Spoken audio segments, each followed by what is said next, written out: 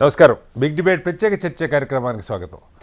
Telangana assembly అనేక కీలకమైన అంశాల మీద చర్చ జరుగుతుందని సమాజం ఆశించింది. అటు అధికార పక్షంతో పాటు ప్రధాన విపక్షం బీఆర్ఎస్ ముఖ్యంగా పాలమూరు రంగారెడ్డి నీటి కృష్ణా జలాల పంపిణీకి సంబంధించి లోతైన చర్చ జరుగుతుందని అందరూ అనుకున్నారు. అయితే ఆశ్చర్యకరంగా ఈరోజు నుంచి బీఆర్ఎస్ అసెంబ్లీ సమావేశాలను పూర్తిగా బాయ్కాట్ చేస్తున్నట్టుగా ఈ సెషన్ మొత్తాన్ని ప్రకటించారు. గన్ పార్క్ దగ్గర నిరసన తెలిపారు. రెండు పక్షాలు లోతైన వాదన ఎవరికి వారు విడిగా వినిపిస్తున్నప్పటికీ చట్టసభలో దాని మీద చర్చ జరిగితే ప్రజలకి మరింత స్పష్టత వస్తుంది. అది ఆ రకంగా ఎందుకు జరగట్లేదు, ఎందుకు అధికార విపక్షాలు దూషణ పోషణలకే పరిమితం అవుతున్న దాని మీద ఇవాళ బిగ్ డిబేట్లో ప్రత్యేకమైన చర్చను చెప్పడం. చర్చలో మనతో పాటు డాక్టర్ దూదిమెట్ల బాలరాజ్ యాదవ్ గారు బీఆర్ఎస్ పార్టీ నాయకులు ఉన్నారు, అలాగే మానవతరాయ్ గారు కాంగ్రెస్ పార్టీ సీనియర్ నాయకులు ఉన్నారు, వెంకటరెడ్డి గారు భారతీయ జనతా పార్టీ నాయకులు ఉన్నారు, అలాగే గౌరీశంకర్ గారు ప్రముఖ రాజకీయ సామాజిక విశ్లేషకులు సీనియర్ జర్నలిస్టు వారు కూడా ఉన్నారు. ముందుగా గౌరీశంకర్ గారు నమస్కారం. గౌరీశంకర్ గారు, పత్రికల్లో మీరు చూస్తూ ఉన్నారు, నిన్న ముఖ్యమంత్రి గారు మాట్లాడిన అంశాలు కానీ వాళ్ళ ఉత్తమ్ గారు ఇచ్చినటువంటి ప్రజెంటేషన్ తర్వాత దానికి కౌంటర్గా బీఆర్ఎస్ పార్టీ నాయకులు బయట మాట్లాడుతున్న అంశాలు, లోతుగా ఎవరైనా సరే ఇష్యూ మీద ఎవరి వాదన వాళ్ళు చెప్తున్నారు. పాలమూరు రంగారెడ్డి ఎందుకు జోరాల దగ్గర అవసరం లేదు, ఎందుకు శ్రీశైలం దగ్గర స్టార్ట్ చేశారు, నీటి కేటాయింపులు, అనేక అంశాలు విడిగా చాలా సోదాహరణంగా మాట్లాడుతున్నారు.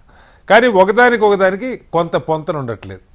చట్టసభలో జరిగినప్పుడు అసలు గత ప్రభుత్వం చేసిన నిర్ణయాలు రైటా, ఇప్పుడు చేస్తున్న రైటా, దీర్ఘకాలంలో తెలంగాణ భవిష్యత్తు దృష్టిలో పెట్టుకొని ఎలాంటి నిర్ణయాలు చేయాలన్న దాని మీద ప్రజలకి ఒక స్పష్టత రాకుండా పోతున్నది ఈ వ్యవహారం వల్ల. ఏంటి దీనిలో ఎవరిని మనం బాధ్యుల్ని చేయాలి, ఏం జరుగుతుంది? డిబేట్ నడిచి అసెంబ్లీ మంచి నడుస్తూ ఉంటుంటే డిబేట్లో పార్టిసిపేట్ చేసి గవర్నమెంట్ తరఫున రూలింగ్ పార్టీ తరఫున అని ఫ్యాక్ట్స్ అని ప్రెజెంట్ చేయాలి, అపోజిషన్ పార్టీ ఏమైనా ఉంటే క్వశ్చన్ చేయాలి. అల్టిమేట్లీ ఒక అసెంబ్లీలో డిబేట్ జరిగితేనే ప్రజలకు తెలుస్తుంది, రికార్డ్ లో ఉంటుంది మనకి ఏం జరిగిందో. ఇప్పుడు మనకి assembly 80s, 70s, 80s assembly was different. There lot of debate ఉండేది అండ్ దేర్ స్టాల్వార్డ్స్ ఉండేది. మనకు లెఫ్ట్ పార్టీస్ నుంచి కూడా ఉన్నా కూడా నర్ర రాఘవరెడ్డి గారు కానీ, సిహెచ్ రాజేశ్వరరావు గారు కానీ, మనకు బీజేపీ నుంచి సిహెచ్ విద్యాసాగర్ రావు కానీ, వాళ్ళు మాట్లాడుతుంటే వినేవాళ్ళం అందరం. అండ్ అబ్యూజివ్ లాంగ్వేజ్ లేకపోయేది, తిట్టేవాళ్ళు కాదు, చాలా తక్కువ. చాలా అంటే చాలా తక్కువ ఉండేది. ఎవరో ఒకరు స్లిప్ అయ్యి ఎవరైనా మాట్లాడి ఇమీడియట్లీ అపాలజీ చెప్పేవాళ్ళు. కానీ ఈవెన్ మన ముఖ్యమంత్రి రాజశేఖర రెడ్డి గారు ఉన్నప్పుడు కానీ, రోషేఖర్ గారు ఉన్నప్పుడు కానీ అబ్యూజివ్ లాంగ్వేజ్ లేదు. ఇంకోటి మరి కించపరిచి అపోజిషన్ కూడా కించపరిచేలాగా మాట్లాడి పద్ధతి లేదు, చాలా తక్కువ. నేను 70s, 80s అంతే కవర్ చేశాను అసెంబ్లీలో, నేను ఎప్పుడు చూడలేదు. మెయిన్ నాకు ఇప్పుడు అనిపించింది అంటే ఎప్పుడైతే అసెంబ్లీ లైవ్ కవరేజ్ అయితే పెట్టారో అప్పటి నుంచి థింగ్స్ హావ్ చేంజ్ చాలా చేంజెస్ వచ్చాయి. ఎట్లా అంటే probably leaders wanted to attract, strong గా మాట్లాడితే వాళ్ళు ప్రజలు వాళ్ళ కాన్స్టిట్యూన్సీ వాళ్ళు అప్రిషియేట్ చేశారు, లేదంటే రూలింగ్ పార్టీ వాళ్ళు అప్రిషియేట్ చేశారు. సేమ్ థింగ్ అపోజిషన్ వాళ్ళు కూడా గట్టిగా ముఖ్యమంత్రిని గట్టి తిట్టాలి, తిడితేనే అందరు బయట అట్రాక్ట్ అవుతాం. కాబట్టి I think the things body language మొత్తం చేంజ్ అయిపోయింది. పర్టికులర్ లైవ్ టెలికాస్ట్ అయితే ఇంకా లైవ్ టెలికాస్ట్ అయినాక దానికి సెన్సారే లేదు కదా.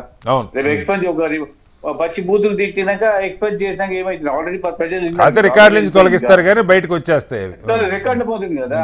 అందుకే ఐ స్టిల్ రిమెంబర్ ఒకసారి నేను అక్బరుద్దీన్ ఓవైసీ ఏదో మాట్లాడుతుంటే ఎవరో లీడర్ పచ్చి బూతులు తిట్టారు.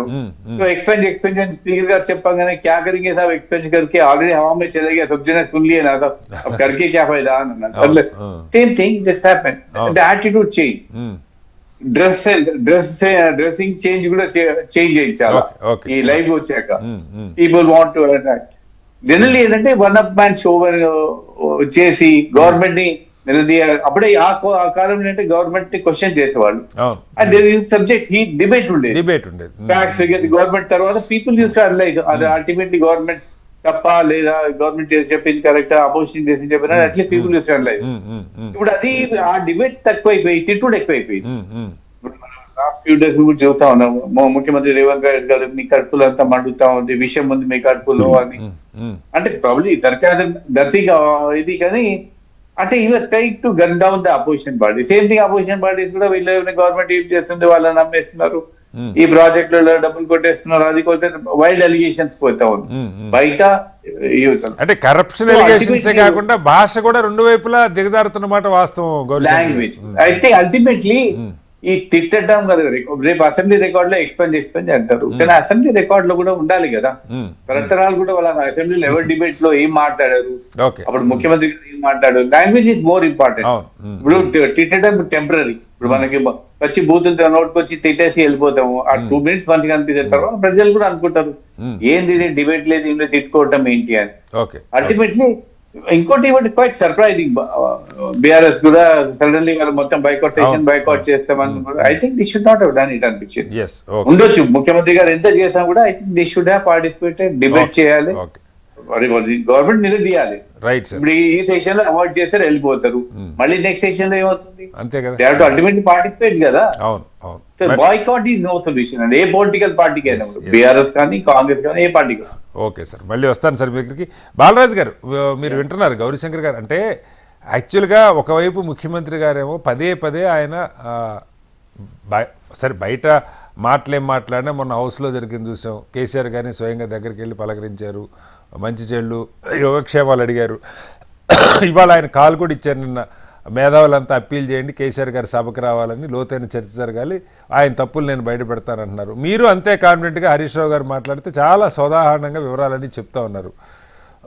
ఇవాళ కేసీఆర్ గారు సభకు వస్తారా అన్న దగ్గర మీడియా అటెన్షన్ ఉంటే, సమాజం అటెన్షన్ ఏకంగా మొత్తం బీఆర్ఎస్ సభ్యులంతా ఈ సెషన్ అయిపోయేదాకా మేము సభకి రాము, సరే ముఖ్యమంత్రి గారు మాట్లాడిన భాష మీద మీకు అభ్యంతరం ఉండొచ్చు, ఆయన మాట్లాడిని లేకపోతే బయట మాట్లాడుతున్నాయి రకరకాలు, కానీ సభ ఇది ముఖ్యమంత్రి గారి కోసం సభ కాదు కదా, తెలంగాణ సమాజం కోసం కదా సభ, దాన్ని ఎందుకు మర్చిపోతున్నారు, ఎందుకు పూర్తిగా బాయ్కాట్ నిర్ణయం తీసుకున్నారు? వారే ఇప్పుడు గౌరీశంకర్ గారు అన్నారు చాలా ఆశ్చర్యకరంగా ఉంది, అలా చేసి ఉండకుండా ఉండాల్సిందని, ఏం చెప్తారు సార్? ఓకే సార్, ముందుగా మీకు అదేవిధంగా హెచ్ఎంటీ ప్రేక్షకులకి, యాజమాన్యానికి, ప్యానెల్లో పెద్దలందరికీ నమస్కారం. ఏం లేదు సార్, ఇప్పుడు మనం ప్రధానమైన చర్చ ఏదైతే అసెంబ్లీలో చర్చ జరగాలనుకున్నప్పుడు ఏదైతే అసెంబ్లీ సమావేశాల నిర్వహణ, ఆ నిర్వహణలో అధికార పక్షంగా ఉన్నటువంటి పార్టీ వ్యవహరిస్తున్న తీరు ఏదైతే ఉందో దాని పట్ల మేము అభ్యంతరం వ్యక్తం చేస్తాము. సమావేశం జరుగుతుంది, ఆ బీఏసీ సమావేశం సంబంధించినప్పుడు ఎజెండా అనేది ఏముండాలి, ఏమేమి అంశాలు ఉండాలనే అంశాన్ని స్పష్టంగా ఇప్పుడు గౌరీశంకర్ గారు చాలా సీనియర్ జర్నలిస్ట్, వారు అసెంబ్లీలో కవర్ చేసినారు. వారు అసెంబ్లీ సమావేశాలు గతంలో ఎట్లా జరిగింది, గతంలో నేతలు ఎట్లా వివరించేవారు, ఎవరైనా రాంగ్ వర్డ్స్ కానీ అన్పార్లమెంటరీ వర్డ్స్ ఏమైనా వివరిస్తే వెంటనే క్షమాపణ కూడా కోరేవారని చెప్తాను. నేను కూడా అనేక రకాల ఆర్టికల్స్ లో గత అనుభవాలు చూస్తే నేను చూశాను, చాలా మంది చిన్న వర్డ్స్ కి క్షమాపణ చెప్పిన సందర్భాలు కూడా ఉన్నవి. కానీ ఈ రోజు బీఏసీ సమావేశం జరుగుతున్న తీరు ఏదైతే ఉందో 2 గంటలు 3 గంటల తర్వాత ఎజెండా అంశాలని పార్టీకి ప్రతిపక్ష నాయకులకు ఇస్తే ఎట్లా దాన్ని తెలుసుకోవాలి సార్? బీఏసీ సమావేశం, ఆ బీఏసీ సమావేశం ఎన్ని రోజులు జరగాలి, ఎన్ని గంటలు జరగాలి అనే అంశం ఉంటది, ఎజెండా ఏముండా అనే అంశం కూడా ఉంటది. ఆ ఎజెండా అనేది మాకు నిన్న ఈ రోజు జరిగే చర్చలో ఏదైతే మహాత్మా గాంధీ సంబంధించినటువంటి ఉపాధి హామీ పథకాన్ని గురించి చర్చిస్తారని చెప్పేసి ఈ రోజు చెప్పినప్పుడు మాకు 2 గంటలకు ఇచ్చారు ఎజెండా. శాసనసభ్యులకి 2 గంటలకు ఇస్తే దాని మీద ఎట్లా ప్రిపేర్ కావాలి, ఎట్లా మాట్లాడాలి మొదటి అంశం. సార్ వాళ్ళకి 7వ తారీఖు వరకు జరుపుతారని అంటున్నారు, మరి 7వ తారీఖు వరకు జరుపుతారని క్లారిటీ లేదు. ఏసీ సమావేశం క్లారిటీ దొరుకుతుంది, ఒక 4 రోజులు జరుపుతారా, 5 రోజులు జరుపుతారా, 10 రోజులు జరుపుతారా అనేది ఒక ఎక్స్టెన్షన్ చేస్తే చేస్తుంది. కానీ అసలు ఆ క్లారిటీ, సభ ఎన్ని రోజులు జరపాలని క్లారిటీ లేదు, సభ్యులకు ఎజెండా క్లారిటీ లేదు, సభ్యులకు మీరు ఎజెండా చర్చిస్తున్నారు. కాదు బాలరాజు గారు, నేను ఎందుకు అడుగుతున్నానంటే మీరు కూడా అకాడమిక్ గా మాట్లాడతారు కాబట్టి పాయింట్, ఇప్పుడు బీఎస్సీ జరిగింది, మీరు 7 రోజులు జరగాలి లేదా 10 రోజులు జరగాలని హరీష్ గారు డిమాండ్ చేశారు, నిర్ణయం చేసే అధికారం వాళ్ళ చేతిలో ఉన్నది, సభ జరుగుతున్నది, సభలో ముఖ్యమంత్రి గారేమి లేకపోతే అధికార పక్షమేమి ఈ భాష అంతా మాట్లాడింది, వాళ్ళు మాట్లాడినా మీరు మాట్లాడినా బయట ఎక్కువ మాట్లాడుతున్నారు, ఈ భాష సభలో జరిగిన పాయింట్లు కాదు అవి, ఇవాళ పత్రికల్లో వచ్చినాయి. మరి అవి చూసి నిర్ణయం చేశారా, లేదు అంశాలు 2 ఇప్పుడు హరీష్ గారు డిమాండ్ చేశారు కనీసం 24 గంటల ముందు మాకు అంశాలు ఇస్తే మేము వాటి మీద ప్రిపేర్ అవ్వటానికని, అదే పాయింట్ని మళ్ళీ రైట్ చేయొచ్చు సభలో, మీరు 2 గంటల ముందు ఇస్తే ఎలా అని చెప్పి రైట్ చేయొచ్చు. అంటే సమాజం చూస్తుంది కదా, ప్రభుత్వం తప్పు చేస్తుంటే మీరు సభలో ఉండి ఆ అంశాలు లేవనెత్తితే కనీసం ఈ లోపం జరుగుతుందని చెప్తే సమాజానికి తెలుస్తుంది. అసలు మొత్తానికే బాయ్కాట్ చేస్తే ఏంటి లాభం? ఇప్పుడు కటారి గారు మేము ఏమంటున్నామంటే ఇవాళ సభాపతిగా ఉన్నటువంటి స్పీకర్ గారు ఇవాళ అన్ని పక్షాలకు సభానాయకుడు సభకు సంబంధించినటువంటి స్పీకర్ గా వ్యవహరించాల్సిన సందర్భం. ఇవాళ బీఆర్ఎస్ పార్టీ అనేక రోజులుగా స్పీకర్ గారికి అప్పీల్ చేసింది, మా 10 మంది శాసనసభ్యుల్ని మరి ఇవాళ రాజ్యాంగం ప్రకారం చేసుకున్నారా, రాజ్యాంగ ఏతరంగా చేసుకున్నారా అని చెప్పేసి స్పీకర్ గారికి మేము కంప్లైంట్ చేసినాం. అదే స్పీకర్ గారు ఇవాళ ఏం తీర్పిచ్చారంటే తెలంగాణ సమాజం అంతా చూసింది, తెలుగు సమాజం అంతా చూసింది, మేధావులంతా చూశారు సార్. గౌరీశంకర్ లాంటి మేధావులు కూడా చూశారు. గతంలో జరిగింది మీరు చేయలేదా, మేము చేసినా కాదు. ఒక స్పీకర్ గా ఇలా వాళ్ళు కడియేశ్వరి గారు కావచ్చు, దానం నాగేందర్ గారు సార్, ఇప్పుడు ఆ అంశానికి హౌస్ కి ఇప్పుడు దాని మీద మీరు బయట ఎన్నో మాట్లాడండి, కోర్టుకి కాదు, మీరు కోర్టుకు కూడా వెళ్ళారు కదా, దాని మీద కోర్టులో కూడా నడుస్తున్నాయి. దానికి ఇవాళ హౌస్ లో కీలకమైన నీటి సంబంధించిన అంశాలకి చర్చకి ముడిపెడితే ఎట్లా బాలరాజు గారు? అన్ని అంశాలు చెప్తున్నా సార్. నేను ఒక స్పీకర్ గా ఎవరించిన తీరు చెప్పుకుంటూ ఇంకో దానికి వస్తా ఉంటాను, మీరు దాన్ని చెప్పండి. నేను ఈ రోజు అంశానికి లింక్ చేస్తూ అంతకుముందు అంశాలు లింక్ చేస్తా ఉన్నాను. నేను గతంలో స్పీకర్ గారు ఏదైతే 10 మంది శాసనసభ్యుల యొక్క అనర్హత వేటు విషయంలో ఎలా వ్యవహరించారనేది తెలంగాణ సమాజం చూసిన అంశాన్ని స్పష్టంగా ఈ రోజు ఏదైతే స్పీకర్ గారు సభ సంబంధించినటువంటి వ్యవహారాలు చూస్తారు, సభకు అధిపత్యతను, సభాధిపతి ఏమంటారు, ముఖ్యమంత్రి గారిని దుర్భాషలాడితే నేను మైక్ ఇవ్వను, మీకు మాట్లాడకపోతే దుర్భాషలాడినట్ట. హరీష్ రావు గారు లేవలేరు, హరీష్ రావు గారు మాట్లాడలేరు, సునీతా లక్ష్మి గారు అక్కడ మాట్లాడుతా ఉన్నారు. మాట్లాడుతుంటే హరీష్ రావు మీకు ఎవరికైనా కావచ్చండి, ముఖ్యమంత్రి గారిని దూషించే పని చేస్తే నేను మైక్ ఇవ్వనంటే, ఒకవేళ దూషించే చేస్తే సభ అధిపతిగా నువ్వు చర్యలు తీసుకో ఆ సభ్యుడి మీద. నువ్వు ఎందుకు ముందు ఊహించుకుంటున్నారు, ఎందుకు ఆలోచన చేస్తా ఉన్నారు అని చెప్పి ఆబ్జెక్ట్ చేసిన హరీష్ రావు గారు సభ్యులందరూ కూడా ఎందుకు బైకాట్ చేసినారు? స్పీకర్ గారు ఒక రైట్ గా అధిపతిగా అక్కడ కూర్చొని చైర్లో కూర్చొని మాట్లాడుతున్నారు. ఏమని, ముఖ్యమంత్రి గారు దూషించే వాళ్ళకి ఎవరికి మైక్ ఇయ్యాను నేను, అసలు దూషించిరా మాట్లాడిరా, దాని మీద కదా మీరు ఆబ్జెక్ట్ చేసింది. ఇచ్చిన సార్ మేము ఏది యూరియా సంబంధించిన కొరత రాష్ట్రంలో ఉన్నది, ఆ యూరియా కొరత పైన డిస్కస్ జరగాలని మేము ఇచ్చినాము తీర్మానం, వాయిదా తీర్మానం ఇచ్చినాము. యూరియా కొరత మీద డిస్కస్ జరగొద్దా? ఇప్పుడే మీరు కాల్లో ఉండగానే నాకు ఫోన్ వచ్చింది, మునుగోడు కాన్ఫరెన్స్ నుంచి పిల్లవాడు సాయి అని, ఏదో ఖాతా యాప్ అని పెట్టినారు, అందులో అన్న అప్లోడ్ కావట్లేదు, కొన్ని ప్రాంతాల్లో ఇది ఓపెన్ కావట్లేదు, అన్న పత్తి కొనుగోలు ఇబ్బంది అవుతుంది, మాట్లాడుకోవాలి, మేము 60 పత్తి వేసి వచ్చినాం, మా అమ్మ నాన్న ఇస్తే ఆ యాప్ అంటే తెలుస్తుంది, రాష్ట్రంలో ఇబ్బంది అవుతుందని చెప్పి ఇప్పుడు ఆ పిల్లవాడు ఫోన్ చేసి మీ ఇంటర్వ్యూకు స్టార్ట్ చేయ ముందు అదే ఫోన్ మాట్లాడుతున్నాను. నేను ఏమంటే సార్, ఇప్పుడు యూరియా కొరత ఎట్లా ఉంది, ఎన్ని ఇబ్బందులు పడుతున్నారు, ఎన్ని రకాలుగా పడిగాపులు కాస్తా ఉన్నారు, ఏమైతే రాష్ట్రంలో జరుగుతుంది, దీనికి సంబంధించిన దాన్ని వాయిదా తీర్మానం ఇచ్చింది బీఆర్ఎస్ పార్టీ, దాని మీద డిస్కషన్. ఇప్పుడు అది కాదు బాలరాజు గారు, ఇక్కడ వాయిదా తీర్మానాలు దశాబ్దాలుగా మనం చూస్తున్నాం, ఎన్ని వాయిదా తీర్మానాలు ఎన్నిటి జరుగుతాయి అన్నది. అంటే నేను అనేది మీకు ఖచ్చితంగా ప్రతి అంశం ముఖ్యమైనదే, ముఖ్యంగా ఎరువులకు సంబంధించిన అంశం ఇంకా ముఖ్యమైనదే, కానీ ప్రభుత్వం ఒకటి తీసుకున్నప్పుడు ఇవి కూడా ముఖ్యమైనవే కదా. ఇప్పుడు మూసి గురించి మాట్లాడుతున్నారు, ముఖ్యమైన కలవకుర్తి ఎత్తిపోతల పథకాన్ని 1984లో కొబ్బరికాయ కొట్టి 2014 వరకు 13,000 ఎకరాలు ఇచ్చిన వాళ్ళేమో గొప్ప మహానీతిపరులైన కాంగ్రెస్ పార్టీ. మేము 3,07,000 ఎకరాలకు కేసీఆర్ గారు కాలువలు ఆధునీకరించి కలవకుర్తి పనులు పూర్తి చేసి 3,07,000 ఎకరాలు ఇచ్చినందుకు కసబు లెక్క వృద్ధి చేయాలి సార్. ఏం చేస్తారు, 2005లో ప్రారంభించారు కాంగ్రెస్ ప్రభుత్వం, 2014 వరకు 2,300 ఎకరాలకు నీళ్లు ఇచ్చారు.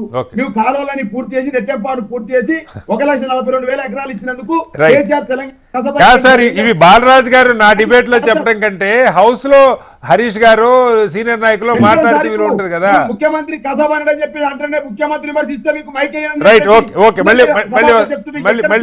మళ్ళీ వస్తాను ఇప్పుడు సార్ కటారి గారు మీలాంటి వాళ్ళ ముందు మా యొక్క మీరు కూడా మైక్ కట్ చేయకండి, చెప్పండి చెప్పండి, మీరు మైక్ కట్ చేయకండి చెప్పండి. ఏమంటే నెట్టెంపాడు సార్ రాజీవ్ బీమా ఎవరు ప్రారంభించారు సార్? 2005లో ప్రారంభించారు సార్. ఎందుకు 2017 వరకు పూర్తి కాలేదు సార్ ఈ రాజీవ్ బీమా? ఎందుకు 5,000 ఎకరాలకు ఇచ్చారు సార్? కేసీఆర్ గారు 1,58,000 ఎకరాలు కట్టియగలిగింది సార్.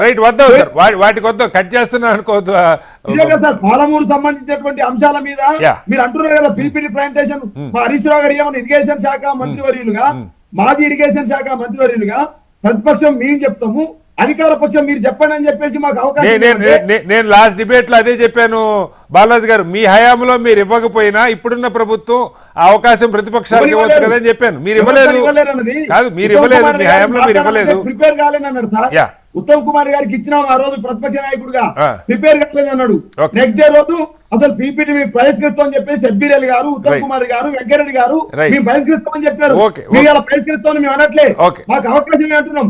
మా గొంతుకు అవకాశం ఇవ్వండి. Right. మీరు చెప్పేది మీరు చెప్పండి. మీరు తప్పులు చేసిన Right, sir. మీరు చేసిన తప్పులేందో, మేము చేసిన తప్పులేందో, గతంలో కాంగ్రెస్ పార్టీ చేసిన తప్పులేందో ప్రజలకు వివరిద్దామంటే కనీసం బీపీకి అవకాశం ఏమంటున్నారు? Right, సార్ హెచ్ఎండి దగ్గర మీ దగ్గర చెప్పుకునే అవకాశం ఏంటి మాకు? రైట్ బాలరాజు గారు, మళ్ళీ వస్తారు మీ దగ్గరికి ఒకసారి. మానవతరాయ్ గారు, ఇక్కడ బయట సరే మాట్లాడొచ్చా లేదా, బయట నాయకులు మాట్లాడే భాష మీద చర్చ పెడితే అది ఎప్పటికీ తెగదు. తెలంగాణ ఉద్యమం ప్రారంభమైన దగ్గర నుంచి కేసీఆర్ గారు మాట్లాడిన భాష దగ్గర నుంచి మీరు మొదలు పెడతారు, ఏది తెవలదు. నేను దానిలోకి వెళ్ళట్లా. హౌస్ బయట మాట్లాడిన భాష తీసేయండి. హౌస్ లోపల ఒకవేళ నిన్న రేవంత్ రెడ్డి గారు చాలా ఘాటుగా కొన్ని పదాలు వాడారు మీ మీడియా ప్రజెంటేషన్లో. సో దాని మీద బీఆర్ఎస్ పార్టీ నాయకులు ఒకవేళ ఘాటుగా ముఖ్యమంత్రి గారిని విమర్శిస్తారు. స్పీకర్ గారికి సందేహం ఉంటే ఉండొచ్చు. కానీ వాళ్ళు మాట్లాడకముందే మైక్ ఇవ్వనని చెప్పటం. రెండోది, ఇవాళ సభలో కీలకమైన చర్చ జరగాలి. ఒక జిహెచ్ఎంసీకి సంబంధించి కీలకమైన బిల్లు వస్తాయి అనుకున్నారు. దీన్ని 3 చేస్తారా 1 చేస్తారని. పాలమూరు రంగారెడ్డి గురించి మీరు మాట్లాడుతున్నారు, లేదా గోదావరి బనకచెర్ల గురించి వాళ్ళు మాట్లాడుతున్నారు. రకరకాల ఇరిగేషన్ లోతైన అంశాల మీద చర్చ జరుగుతున్న అందరం ఆశించాం. ముఖ్యమంత్రి గారు అలా మాట్లాడింది వాళ్ళు సాగ్గా తీసుకున్నారా, లేదు కేసీఆర్ గారు రాకుండా ఉండేందుకు మొత్తానికి దీన్ని ఉపయోగించుకోదలుచుకున్నారా, మీరే సభలో లోతైన చర్చ జరగకుండా ఉండటం కోసం మాట్లాడారా? ఈ సందేహాలన్నీ ప్రజలకి వచ్చే అవకాశం మీరే కల్పిస్తున్నారు మానవతరాయ్ గారు. పార్టీలన్నీ ఏంటి, ఎందుకు ఈ భాష మాట్లాడాల్సి వచ్చింది? ఎందుకు సభలో మాట్లాడకముందే ఏదైనా దూషిస్తే స్పీకర్ గారు అడ్డుకోవచ్చు, కానీ ముందే ఆయన మీరు తిట్టేపరి అయితే మైక్ ఏమనంటే ఎలా అర్థం చేసుకోవాలి? ఇప్పుడు అసెంబ్లీలో ఆయన అసభ్య పదజాలం ఏం బాగలేదు. విషం అన్నారు, కడుపులో విషం పెట్టుకున్నారు. మూసీలో ఉన్న విషం కన్నా వాళ్ళ కడుపులో, మూసీలో ఉన్న విషం అంతా ఇలా కడుపులో ఉంది. అదేం నిషేధిత పదం కాదు, అది వాడుకలో సర్వసాధారణంగా ఉపయోగించే పదమే. కాబట్టి అదే విధంగా ఉరి తీయటం అనేది అంటే ఇప్పుడు బిఎన్ఎస్ చట్టాలు కానీ, ఐపీసీ ఇండియన్ పీనల్ కోడ్ కానీ, దాంట్లో ఎవరు ఏ చట్టాలు ఈ ప్రకారం శిక్షించాలో చట్టాల గురించి ఉంటుంది, ఉరి శిక్ష ఉంటుంది. అదే విధంగా నేనేం గరుడ పురాణం చెప్పట్లే, పాకాలు కుక్కలు బెక్క తింటాం, ఆ బల్లుతో గరిపీయటం ఇట్లాంటి నేను చెప్పట్లే. కాబట్టి రేవంత్ రెడ్డి గారు కూడా చట్టాలు ఉన్నాయి. రేవంత్ రెడ్డి గారు కూడా రాళ్లతో కొట్టి చంపేవాళ్ళని చెప్పారు. ఒకప్పుడు ఆయన ముళ్ళుతోనే తీయాలనే సిద్ధాంతం రేవంత్ రెడ్డి గారు. అందుకే ఆయన నాయకుడు అయిండు, ప్రతిపక్ష నాయకుడు అయిండు, ప్రజలకు దగ్గర అయిండు, ముఖ్యమంత్రి అయిండు. కేసీఆర్ గారు ఒక మాట అంటే ఆయన 10 మాట్లాడు. కాబట్టి కేసీఆర్ గారి భాష నచ్చింది, తెలంగాణ ఉద్యమంలో ఆయనకు మద్దతు తెలిపారు, తెలంగాణ రాష్ట్రం వచ్చింది, ముఖ్యమంత్రి అయ్యాడు. కేసీఆర్ అంటే కేసీఆర్ తలదంతే రేవంత్ రెడ్డి తాడిందన్నాడు. అట్లయితే ప్రజలకు జనానికి అర్థమవుతుంది ఈ కాలంలో. కాబట్టి జనం తగ్గట్టే రేవంత్ రెడ్డి గారు మాట్లాడుతున్నారు తప్ప ఎక్కడ కూడా ఊత పదాలు ఉంటాయి తెలంగాణలో, బూతు పదాలు కాదు, ఊత పదాలు ఉంటాయి. నీ అక్క అంటే వస్తుంటే అందరికి కూడా వస్తుంటే ఒక్కోసారి అంత మాత్రం అది భూత పదం అనుకోవద్దు మనం. ఇప్పుడు కేసీఆర్ బీఆర్ఎస్ నాయకులు ఇదే మాట చెప్తే మీరు తప్పు పట్టారు. లకారాలు, లంకొడుకులు అట్లాంటి భాష వాడితే అది నిషేధించదగ్గింది, అది అశ్లీలము, అసభ్యం అది. కానీ ఊత పదం అనేది ఏంటంటే నీవో మస్తుకుందరా బై, మస్తున్నాడు రాబాయి వీడు అంటాం ఇట్లా. అది ఒక సర్వసాధారణంగా ఊతపదంగా వస్తుంది. కావాలని అవతల వాళ్ళని తిట్టాలనో, వాళ్ళ నాయనమ్మనో, వాళ్ళ అమ్మనో, వాళ్ళ అవ్వనో తిట్టాలని కాదు, అమ్మనో తిట్టాలని కాదు. కాబట్టి బీఆర్ఎస్ వాళ్ళకి ఏంది, అసెంబ్లీ ఎగ్గొట్టాలా, ఏ వంక అంటే ఏ వంక కాదు. నేను అడిగిందని చెప్పండి సార్. ఇవాళ స్పీకర్ గారు వీళ్ళెవరు, ఇవాళ మీరే చెప్పారు ముఖ్యమంత్రి గారు ఈ మాట అన్నారు, వాళ్ళు విషం దాచుకున్నారు కడుపులో అని అన్నారు ముఖ్యమంత్రి గారు సభలో అన్నమాట. బీఆర్ఎస్ నాయకులు ఎవరు పెద్దగా దాని మీద ఇంకా మాట్లాడాల, వాళ్ళకి మైక్ ఇచ్చేదాకా కూడా రాలా. ఈలోగారు స్పీకర్ గారు దీన్ని మీరు తిట్టే పని అయితే మైక్ ఏమని అంటాం, సరే వాళ్ళు దాన్ని ఉపయోగించుకొని వెళ్ళటం, మొత్తంగా నష్టం తెలంగాణకు కదా. ఇప్పుడు మాట్లాడే విధంగా మైక్ ఇస్తే సద్వినియోగం చేసుకోవాల్సిన బాధ్యత ప్రతిపక్షానికి ఉంటది. నిజంగా అధికార పక్షం గొంతు నొప్పుతుందా లేదా అనేది టీవీలో జనాలు చూస్తున్నారు. గత 10 ఏళ్ళు కూడా టీవీలో చూశారు. కాంగ్రెస్ సభ్యులకు ఏమాత్రం సమయం ఇచ్చారు? బట్టి విక్రమార్క గారిని ఒక్కన చేసి ఏ విధంగా, ఒంటరిని చేసి ఏ విధంగా ఇబ్బంది పెట్టారు? సంపత్ కుమార్, కోమటిరెడ్డి వెంకటరెడ్డిని ఏ విధంగా అసెంబ్లీ నుంచి తరిమేశారు? ఇవన్నీ సాక్ష్యాధారాలు ఉన్నాయి, రికార్డు రూపంలో ఉన్నాయి. కాబట్టి ఆ రోజు కాంగ్రెస్ సభ్యులకు ఎంత సమయం ఇచ్చారు? అసలు కాంగ్రెస్ పార్టీ లేకుండా చేయాలని చూశారు. అట్లాంటిది మేము ఆ విధంగా గత 6 సార్లు అసెంబ్లీ జరిగితే హరీష్ రావు గారికి ఇచ్చిన సమయం చూడండి, కేటీఆర్ గారికి ఇచ్చిన సమయం చూడండి, అందరూ అర్థవంతంగా చర్చ జరిగే విధంగా సమయం ఇచ్చడం తప్ప ఎక్కడ ఆ ప్రభుత్వం లెక్క, గతంలో బీఆర్ఎస్ ప్రభుత్వం లెక్క ప్రతిపక్ష పార్టీల గొంతు నొక్కే ప్రయత్నం చేయలేదు. వీళ్ళు ఏంటంటే అసెంబ్లీకి వస్తే వీళ్ళ బండారం భాగవతం మొత్తం బయటపడింది చర్చ. ఎందుకంటే ప్రతిదీ నమోదైంది అక్కడ. టీవీల్లో ప్రజలు చూస్తుంటారు. ప్రతిదీ దస్త్రాల రూపంలో, కాగితాల రూపంలో సాక్ష్యాధారాలు ఉంటాయి. మీ దగ్గర ఉన్న కాగితాలు మీరు తెస్తారు, వాళ్ళ దగ్గర ఉన్న కాగితాలు వాళ్ళు తెస్తారు.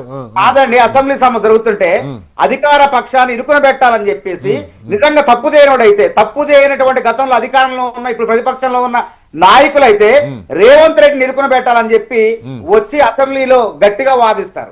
మరి ఎందుకు పోతున్నారు? చిన్నప్పుడు బడి పిల్లలు కూడా బడి మానేస్తే మనం ఏమనే వాళ్ళం, బడి దొంగ అనేవాళ్ళం. వీళ్ళేంటి ఏదో వంక చెప్పి అసెంబ్లీ మానేస్తాం, వీళ్ళని అసెంబ్లీ దొంగలు అనాలి వీళ్ళు. అసెంబ్లీ ఎందుకంటే పవిత్రమైంది. చట్టసభ అనేది పేద ప్రజల గురించి, వాళ్ళ దేవాలయం లాంటిది పేద ప్రజలకు. అక్కడ అనేక సమస్యల పరిష్కారం అయితే చర్చలు ఏమైనా ఎత్తకుండా, మాట్లాడకుండా ఏదో వ్యక్తిగత అంశాలు. అక్కడ కూర్చున్న వాళ్ళు, సభ నిర్వహించడానికి కూర్చున్న వాళ్ళు పక్షపాత ధోరణితో వ్యవహరిస్తున్నారు అన్నది బీఆర్ఎస్ నాయకుల ఎలిగేషన్. మేము పక్షపాత ధోరణి వ్యవహరిస్తామా లేకుంటే మాకే సమయం ఇస్తాం అనేది గత ప్రజలు చూస్తున్నారు కదా. మీ వాదన మీరు వినిపించండి. వినిపించకుండా అనవసరమైన విషయాలు తీసుకొచ్చేసాడు. తప్పు అంటే తప్పులు చేశారు కాబట్టి నేల మీద చర్చ. ప్రధాన ప్రతిపక్ష నాయకుడు అసలు అసెంబ్లీకి రాడు. తర్వాత ఆయన 2 సార్లు నీటిపారుదల శాఖ మంత్రి ఎవరు? ఒకసారి నీటిపారుదల శాఖ మంత్రి హరీష్ రావు గారు అయితే 18 తర్వాత నీటిపారుదల శాఖ మంత్రి కేసీఆర్ గారు. మధ్యలో అది సభ్యత కాదండి, మనం కూడా కొంచెం హుందాగా ఉండాలి. ఒకసారి మీరు చెప్పుకోండి, ప్రజాస్వామ్యబద్ధంగా మాట్లాడదాం. మీరు అసెంబ్లీ కాదు. రేవంత్ రెడ్డి గారు మాట్లాడుతుంటే సైడ్ కామెంట్లు ఇక్కడ ఇప్పుడు టీవీ డిబేట్ లో మాట్లాడినట్టే ఆయన్ని అవన్నీ కూడా అందులో బయటికి వినపడకపోవచ్చు, రేవంత్ రెడ్డి గారికి వినపడాయి కాబట్టి నిజంగానే మీరు అడ్డుపడుతున్నారు. మూసి గురించి మాట్లాడుతుంటే ఈ విధంగా అడ్డుపడే వాళ్ళు కడుపులో మూసిలో విషయం కన్నా వీళ్ళ కడుపులోనే విషయం ఎక్కువ ఉంది అన్నాడు. దానికి పట్టుకొని ఇంకేముంది, ఇంకా గగ్గోలు పెడతారు ఉన్నమాట అంటే ఉనికి పడుతున్నారు. రైట్ సార్, మళ్ళీ వస్తాను. నిజమైన ప్రతిపక్షం పేద ప్రజల పట్ల బాధ్యతాయుతమైనటువంటి గురుతరమైనటువంటి బాధ్యత నిర్వర్తించాలంటే ప్రతిపక్ష నాయకుడు అసెంబ్లీకి రావాలండి.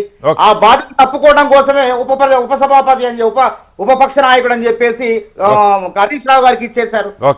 ఇది ఎంత దారుణం అండి అసలు. ప్రజాస్వామ్యంలో ఈ విధంగా ఎగ్గొట్టొచ్చు అసెంబ్లీని అసలు. 7 రోజులు 10 రోజులు 15 రోజులు జరుగుతుంది. నీ బాధ్యత ఏంది అసలు? నీకు ప్రజలు ఇచ్చిన బాధ్యత ఏంది అసలు? ప్రభుత్వం అంటే అధికార పక్షం, ప్రతిపక్షం. ఈ గురుతరమైన బాధ్యతలు తప్పించుకొని అస్త సన్యాసం చేసి ఏం లేవని చెప్పి ఆడ కూర్చొని చెప్పి మళ్ళీ ప్రాంతీయ విద్వేషాలు రెచ్చగొట్టాలి. అంటే వీళ్ళ అస్త్రాలన్నీ అయిపోయి కేసీఆర్ గారు మాటలు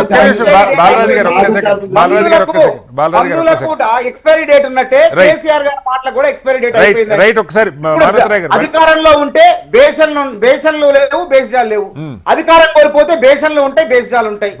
ఈ విధంగా తన రాజకీయ పబ్బం కోసం ప్రాంతీయ విద్వేషాలు రెచ్చగొట్టడం. 10 ఏళ్ళు అధికారంలో ఉండి పాలమూరు రంగారెడ్డిని దక్షిణ తెలంగాణ ఎండబెట్టి పండబెట్టి నీరు దేకండి 0.2 టీఎంసీలు నీళ్లు తీసుకొచ్చి ఏం చేశారని అడుగుతున్న 10 ఏళ్ళ పునాదుల మీద నీళ్ల మీద అధికారంలోకి వచ్చి నీళ్లే లేకుండా చేశారు. వెంకటరెడ్డి గారు మీరు చూస్తున్నారు కీలకంగా పాలమూరు రంగారెడ్డి గురించి గత కొద్ది రోజులుగా పత్రికల్లో అధికార విపక్షాలు విమర్శ ప్రతివిమర్శ చేసుకుంటూ ఉన్నాయి. ఒకవైపు పాలమూరు అధ్యయన వేదిక వాళ్ళేమో ఇద్దరు మాకు అన్యాయం చేస్తున్నారు, జోరాలది కొంచెం సెకండ్ ఫేజ్లో అన్నా పెట్టండి, ముందు ఫస్ట్ ఫేజ్లో ఈ డిస్ట్రిబ్యూటర్లకు ఇచ్చే డబ్బులు ఇవ్వండి, లేదంటే కొంత కంప్లీట్ చేసే మార్గం చూడండి, ఇద్దరు అదే రకంగా మాకు అన్యాయం చేస్తున్నారని వాళ్ళు విమర్శిస్తూ ఉన్నారు. మీరు తెలంగాణ ఉద్యమంలో కీలకంగా పనిచేశారు వెంకటరెడ్డి. ఏంటంటే ఇక్కడ లోతైన చర్చ జరగాల్సిన దగ్గర అటు కేసీఆర్ గారేమో మర్యాద ఇచ్చినా రాట్లా, మర్యాద ఇవ్వకపోయినా సభకు రాట్లా, ముందు నుంచే రాట్లా అని. ఇవాళ ఏదో కొత్తగా తిట్టారని కూడా కాదు. ఈయనేమో వీళ్ళు వస్తే లిల్లీ పుట్లు వీళ్ళతో మాట్లాడేది అన్నట్టుగా ముఖ్యమంత్రి గారు మాట్లాడుతున్నారు. ఆ సభాపతి ఏమో కాస్త కనీసం వచ్చిన వాళ్ళతో మాట్లాడించే పద్ధతిలో కూడా లేకుండా ముందే ఆయన అవకాశం ఇవ్వనంటంతో వీళ్ళు దాన్ని అవకాశంగా దొరికింది, మొత్తానికి బాయ్కాట్ చేశారు. ఏంటి ఎవరికి నష్టం దీనివల్ల?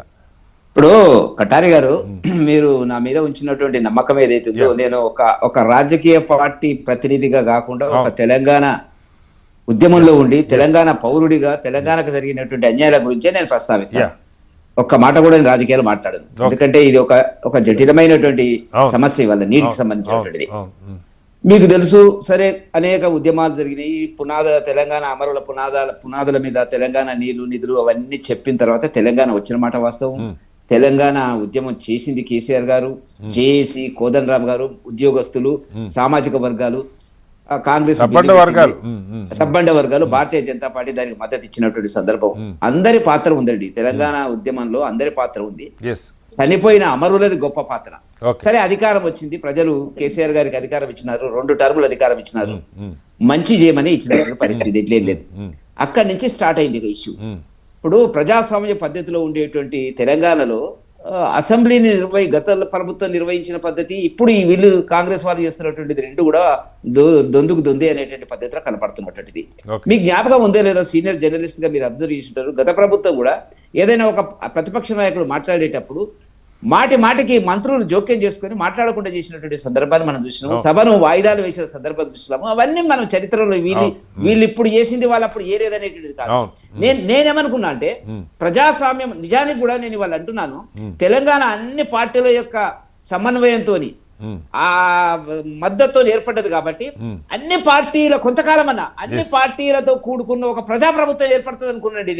నేను అట్లా ఆశించిన, అది చట్టబద్ధంగా అవుతుందో కాదో నాకు తెలియదు. అట్లీస్ట్ ఫస్ట్ ఇయర్ కన్నా, ఒక సంవత్సరానికన్నా అటు కాంగ్రెస్, అటు బిఆర్ఎస్, బీజేపీ, కమ్యూనిస్టులు ఉన్నట్టయితే ఉంటే బాగుండేది కోరుకున్నానండి. అటువంటి గొప్ప ఉద్యమం మీకు తెలుసు, అది గొప్ప ఉద్యమం, అది మామూలు ఉద్యమం కాదు. మన బండారు దత్తాత్రేయ గారు మరి ఎక్స్ట్రీమిస్ట్ భాగజాలం ఉన్నటువంటి కవులంతా కలిసి, గోరెడ్డి వెంకన్న కలిసి పనిచేశారు, ఒక వేదిక ఒక పక్క కూర్చున్నారండి. నిప్పు ఉప్పు పడనేటువంటి పరిస్థితులు నేను ఆ చరిత్ర కోను. ఇవాళ జరిగిన తర్వాత కేసీఆర్ గారికి అధికారం ఇచ్చిన తర్వాత ఒక సమగ్రమైన అభివృద్ధి, ఏ దాంట్లో మనం అన్యాయం జరిగింది నీటిలో కానీ ఉద్యోగాల్లో కానీ చర్చ అనేటువంటిది ప్రజాస్వామ్య పద్ధతులు పెట్టి నిర్ణయిస్తే బాగుండదు. ఆయన ప్రజాస్వామ్యాన్ని పక్కకు పెట్టి తన సొంత ఆలోచనలతోని ఈ నీటి ప్రాజెక్టులకు సంబంధించే టాపిక్ నడుస్తారు, మిగతా ఉద్యోగాలు వాటి గురించి నేను వచ్చినప్పుడు నాకు నిజానికి చాలా కాలం నుంచి ఆలోచన లేదండి. ఇప్పుడు ఈ వారం రోజుల నుంచి నీటికి సంబంధించిన కృష్ణా జలాల పంపిణీ వివాదం అనేటువంటిది నాకు రాత్రింబవళ్ళు అసలు ఏం జరిగింది అనేది మనం పేపర్ చదువుతాం. నిష్ణాతుని కాదు, నేను నిష్ణాతుని కాదు, సాంకేతిక పరంగా నేనేమి ఇంజనీరింగ్ నాలెడ్జ్ నాకేం లేదు, కొన్ని ఆలోచనలు ఉన్నాయి. ఒక 2 రిపోర్ట్లు నేను చూసిన తర్వాత, ఒకటి మా పార్టీకి సంబంధించినటువంటి వెదిరే శ్రీరామ గారు మా పార్టీలో మాకు ఒక పవర్ పాయింట్ ప్రెజెంటేషన్ ఇచ్చినాడు. మొన్న మా రామచంద్రరావు గారి అధ్యక్షత కూడా మా యొక్క శాసనసభ్యులకు, శాసన మండలి సభ్యులకు కూడా ఏం మాట్లాడాలో మేము బ్రీఫ్ చేయడం జరిగినట్టు. దాంట్లో ఆయన, ఇప్పుడు మీకు తెలుసు, ఆయన జనశక్తిలో సలహాదారు ఉన్నాడు, రాజస్థాన్ లో సలహాదారు, ఇప్పుడు మహారాష్ట్రలో సలహాదారుగా ఉన్నాడు. ఆయన వ్యక్తిగతంగా ఏమి విమర్శించకుండా చాలా విషయాలు ఎకడమిక్ గా మీరు మాట్లాడినట్టు కటారి శ్రీనివాసరావు గారు ఎట్లా మాట్లాడతారో అట్లా మాట్లాడింది. నాకు చాలా సంతోషం అనిపించింది. మొత్తము చరిత్ర ఏం జరిగింది, కృష్ణాకు సంబంధించినటువంటి 299 ఏంది, 512 ఏంది, మరి పోతిరెడ్డి పొక్క ఏంది, రోజుకు 4 టీఎంసీ ఎట్లా తీసుకుపోయినారు, తర్వాత ఏంది మరి మంత్రి షెకావత్ గారు పెట్టినటువంటి మీటింగ్ ఎవరు పోలేదు, కేసీఆర్ గారు ఎందుకు పోలేదు, ఎందుకు తప్పించుకున్నాడు, మరి అక్కడ జగన్ గారు చేసింది ఏంది, ఆ ప్రాంతాన్ని రకరకాల అభిప్రాయాల గురించి అనేటువంటిది వచ్చినప్పుడు నాకు బాధ అనిపించింది ఏంటంటే, ఎందుకు ఇట్లా కేసీఆర్ గారు చేసినారు. ఇప్పుడు అపెక్స్ కమిటీ మీటింగ్ కు షెకావత్ గారు పిలిచినారు, 2 ముఖ్యమంత్రులు వెళ్తారు, మీకు తెలుసు. మరి ఆ మీటింగ్ కు ఒక లెటర్ వచ్చింది, ఆయన చెప్తున్నాడు, లెటర్ తో సహా ఆయన తీసుకొచ్చినాడు మా ఆఫీస్ కి. ఏం లెటర్ రాసింది ఏంటంటే, చీఫ్ సెక్రటరీ రాసింది ఏంటంటే, ముఖ్యమంత్రి గారు చాలా బిజీ ఉన్నారు కాబట్టి రాలేకపోతున్నాం. ఇదే అనేది జరిగిన మీటింగ్. 299 తాత్కాలికం 2015లో ఒప్పందం చేసి దాన్ని 2020 వరకు ఎందుకు లాగినారు? పాలమూరు రంగారెడ్డి అనేటువంటి దానికి మీరు 2015లో జీవో ఇచ్చి 2022 వరకు ఎందుకు లాగినారు? అంటే ఇవన్నీ చాలా గందరగోళం. నాకైతే అసలు మైండ్ సెట్ నాకు అప్సెట్ అయింది. ఇప్పుడు రేవంత్ రెడ్డి గారిని మాట్లాడిన తర్వాత కొత్త విషయాలు. నేను ఒక మాట, నేను నిష్ణాతుని గాను, రేవంత్ రెడ్డి గారు ఒక ముఖ్యమంత్రి మాట్లాడిండు, నేను ఆయన సమర్థించడం లేదు. ఏం మాట్లాడినాడు? అసలు తీసుకున్న పాయింట్ ఎక్కడి నుంచి తీసుకోవాలో తెలంగాణకు పాలమూరు రంగారెడ్డి అనేటువంటిది ఆయన చెప్పింది ఏంది, జూరాలని సరిపోయేది. అందులో మనకి మొట్టమొదటి నీళ్లు మనకు అక్కడ వస్తాయి, మనం ఇష్టమైనటువంటి దొంగతనమా మంచితనమా మనం వాడుకోవచ్చు. మీరు వివాదాస్పదమైనటువంటి శ్రీశైలం తీసుకుపోయినారు అంటే ఒక ఆరోపణ. బీఆర్ఎస్ నాయకులేమో జూరాలదే వివాదాస్పదం, అక్కడ వన్యప్రాణి ఇది ఉన్నది వాళ్ళు అంటున్నారు. నేను అన్నది 10 సంవత్సరాలు పాలించిన ప్రభుత్వం ఒకటి చెప్తుంది, ప్రస్తుతం పాలించిన నేను ఇప్పుడు కటారి గారు వెంకటరెడ్డి మాట్లాడింది కాదు, సరిగ్గా నాలెడ్జ్ లేకపోవచ్చు. చాలా భయంకరమైన సత్యాలు దీంట్లో బయటకు అవును, వస్తున్నటువంటి అవును, సందర్భం. అవును. కాబట్టి ఏ దానికోసం కేసీఆర్ గారు ఇట్లా చేసినారు అనేటువంటి దాని మీద ఇప్పుడు ఒకటి మీరు అన్నట్టు అసెంబ్లీలో చర్చ చిన్న విషయాలండి, ఈ మాత్రం వాకౌట్లు ఎప్పుడు ఉంటాయి ఇప్పుడు అవును. ప్రజాస్వామ్యంలో అవును, అసెంబ్లీలో. అవును. కానీ ఇవాళ వాళ్ళు పారిపోతున్నారు చర్చ కంటే. నాకున్నటువంటి ఒక వ్యక్తిగా, నేను బీజేపీ నాయకుడిగా కాదు, అవును. ఒక మేధావిగా, ఒక పౌరునిగా, ఉద్యమకారుడిగా నాకున్న అనుమానం ఏంటంటే ఇవాళ వీళ్ళు తప్పులు చేసినారు, ఓకే నేను తప్పులు చేసినారు కాబట్టి తప్పించుకొని పోతున్నారు, చర్చకు పెట్టాలి కదా. Right. ఇప్పుడు వెదిరే శ్రీరామ్ గారు, రేవంత్ రెడ్డి గారు మాట్లాడినటువంటి అంశాలకు 1 by 1 బీఆర్ఎస్ పార్టీ సమాధానం ఇస్తే సరిపోతుందండి. Okay. అవి ఇవ్వకుండా తప్పించుకొని పోయే పరిస్థితి ఉంది కాబట్టి ఇది దారుణమైన అంశం. ఇప్పుడు రేవంత్ రెడ్డి గారు ఏమంటున్నారు, మనకు అన్యాయం జరిగింది, ఇప్పుడు ఆయన తప్పించుకునే ప్రయత్నం చేస్తాడు. ఇక ఏమంటే అయిపోయింది, 100 ఏళ్ళకి మోసం చేసిండ్రు, 100 ఏళ్ళ వరకు రికవర్ కాదు. అది కాదు, చర్చ జరగాల, 2 రాష్ట్రాలకు న్యాయం జరగాల, 2 రాష్ట్రాలకు పద్ధతిలో పంపిణీ జరగాల. అది కేంద్ర ప్రభుత్వం వల్ల సంతోషం. అది కూడా మీ చేతిలోనే ఉంది. ఇప్పుడు బ్రిజేష్ కుమార్ ట్రిబ్యునల్ 20 ఏళ్ళు అయింది, ఇప్పటికి తేల్చలేదు. కేసీఆర్ గారు అదే చెప్తున్నారు, అది తేలేదాకా మనకి ఇబ్బంది ఎందుకు, ప్రతిసారి పంచాయతీ ప్రతిరోజు పరిగెడపెట్టుకొని సంతకం పెట్టారు ఆయన చెప్తున్నారు. మీరు 299 టీఎంసీలు బాలాజీ గారు ఒక్క సెకండ్, బాలాజీ గారు kindly. దాంట్లో మీకు ప్రొవిజన్ లేదు. దేనికి ప్రొవిజన్ లేదు? రంగారెడ్డి పాలమూరుకు ప్రొవిజనే లేదు, లేక దానికి కాలం ఆపినాడు ఆయన. ఇప్పుడు ఆయన ఇంట్రెస్ట్ ఏంది, పైగా ఏంది, బేసిసాలు లేవు, బేసిన్లు లేవు, ఆ రథాల ఇవన్నీ మాట్లాడాను చర్చపోను. కాబట్టి ఇవన్నీ నాలాంటి వాడికి వస్తున్న అనుమానాలు ఏంటంటే, ఓహో దీని వెనకాల పెద్ద కుట్ర ఉంది, రాజకీయ ప్రయోజనాలు ఉన్నాయి, జాతీయ రాజకీయ ప్రయోజనాల లోపల కేసీఆర్ గారు ముందుకు రావాలా, జగన్ సహాయం కావాలా, ఆర్థిక ప్రయోజనాలు ఉన్నాయి అనేటువంటి చాలా స్పష్టంగా కనపడుతున్నటువంటి అంశం కిందనే భావిస్తాను. మళ్ళీ బాలరాజు గారు మీరే చెప్పబోతున్నారు, క్విక్ గా చెప్పండి, నేను గౌరీశంకర్ గారి దగ్గరికి వెళ్తాను. సార్ నేను ఏమంటే సార్, ఇప్పుడు దూరాలకు సంబంధించి దాని ఆధీనంలో ఉన్నటువంటి నెట్టెంపాడు కావచ్చు, కోయల్ సార్ కావచ్చు, రాజీవ్ బీమా కావచ్చు, దానికి సంబంధించినటువంటి ఆ పరిధిలో మనకి ఇవ్వాల్సిన ఎంత సార్ దూరాల కెపాసిటీ చెప్పండి. 8 టీఎంసీలు నిల్వ ఉండవు సార్, 13 నుంచి 8 12 టీఎంసీలు ఇచ్చినారు, కానీ 8 టీఎంసీ కంటే ఎక్కువ నిల్వ ఉండే పరిస్థితి లేదు. సుమారు 5 లక్షల ఎకరాలకు దూరాలు ఆ మాట అసెంబ్లీకి వచ్చి చెప్పొచ్చు కదా, అసెంబ్లీకి వచ్చి చెప్పొచ్చు కదా. అంటే కటార్ గారు మేమంటామంటే 8 టీఎంసీలు కూడా దాంట్లో నిలువ ఉండే పరిస్థితి లేదు. పైన ఏదైతే వాళ్ళు ఆల్మట్టి కావచ్చు, నారాయణపూర్ కావచ్చు ప్రాజెక్టు ఎత్తు పెంచిన తర్వాతకి అసలు కృష్ణా నుంచి వాటర్ లభ్యమేదే తక్కువ ఉన్న సందర్భంలో పాలమూరు రంగారెడ్డిని నార్లాపూర్ పాయింట్ పెట్టుకొని అక్కడ తుంగభద్ర వాటర్ కొంత కలుస్తుంది. సుమారు 400 నుంచి 500 టీఎంసీలు ప్రతి ఇయర్ తుంగభద్ర నుంచి కావచ్చు, భీమా నుంచి కావచ్చు, శ్రీశైలంలోకి కలిసే సందర్భంలో ఆ పాయింట్ పెట్టి సుమారు 800 అడుగుల దూరంలో మనం సుమారు అంటే ఒక 60 రోజులు మనము తోడుపోసుకున్నా కూడా 120 టీఎంసీ దాకా మనం తోడుపోసుకునే ఆస్కారం ఉందని చెప్పేసి ఒక టాటా తయారు చేసి డిపిఆర్ రూపొందించి మనం కేంద్ర ప్రభుత్వానికి ఇచ్చిన మాట వాస్తవం. సార్ ఇప్పుడు బ్రజేష్ కుమార్ డిప్యూటీ సంబంధించి 2004లో నియమితమైంది. ఇప్పటి వరకు వాటి తేల్చినా సార్ కటార్ గారు వాస్తవం మీరు అడగండి. 20 సంవత్సరాలు అయింది. ఇప్పుడు అదే వాళ్ళ ఆర్గ్యుమెంట్ కూడా అదే బాలరాజు గారు, తేలని ట్రిబ్యునల్కి వదిలేసి 34% చాలని సంతకం పెట్టి వచ్చారు కేసీఆర్ గారు అని చెప్పి రేవంత్ రెడ్డి గారు మాట్లాడుతున్నారు. అది ఎప్పుడు తేలుతో తెలియదా, తేలిందాక మమ్మల్ని పిలవబాకని చెప్పి సంతకం పెట్టి వచ్చారని వాళ్ళ ఆర్గ్యుమెంట్. ఇదేదో నేను చెప్తున్న పాయింట్ కాదు బాలరాజు గారు, మీ పాయింట్స్ మీరు చెప్తున్నారు, బలమైన పాయింట్స్. ఒక ముఖ్యమంత్రి అంటున్నాడు. బాలరాజు గారు, ఇది ఇప్పుడు కేసీఆర్ గారికి సమాజం ఆలోచన చెప్తా ఉన్నా, అద్భుతమైన పట్టుంది ఈ అంశాల మీదని సమాజం. తెలంగాణ సరే ఎన్నికల్లో గెలవచ్చు, ఓడిపోవచ్చు, వేరే అంశం. ఆయన తపన పడ్డారు.